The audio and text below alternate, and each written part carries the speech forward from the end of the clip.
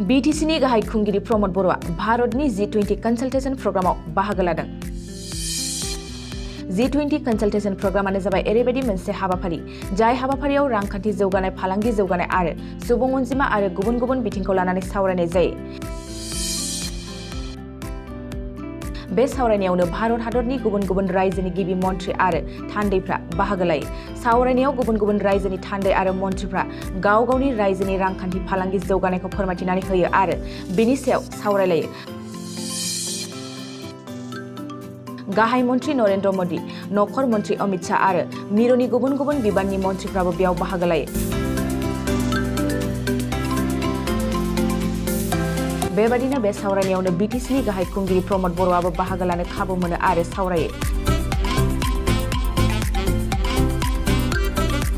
थारैनो BTC नि गाहाय खुंगिरि प्रमद बर'आ भारतनि G20 consultation प्रग्रामाव बाहागो लानो हानाया BTC हालामनि थाखाय खोब गोग्गाथाव।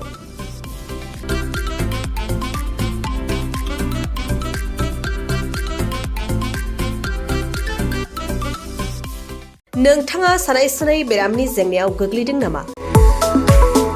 जुदि नोंथाङा सानाय सुनाय दंब्ला जिंगासिनांगौ गैया। चिरां जिल्लानि बेंटल गेट साफागुरियाव दायो SI निउर'थेरापि सेन्टार दंसै। बे थेरापि सेन्टाराव नोंथाङा गोरलैयैनो देहानि सानाय सुनायखौ फाहामथाय लानो हागोन। बे आथिं सानायानो जाग्रोदों, ओमफ्राय जानाया एसे सिगांनिफ्रायनो जाखादों, ओमफ्राय बिदिनो गुबुन गुबुन मुलि जाबाबायदों, ओमफ्राय हामाखै। दिनैनि ट्रिटमेन्टआनो आङो एसे मोजां मोनसिनबाय। जेरै सिं सानाय, आफादावरि सानाय, मोदोम जरा सानाय,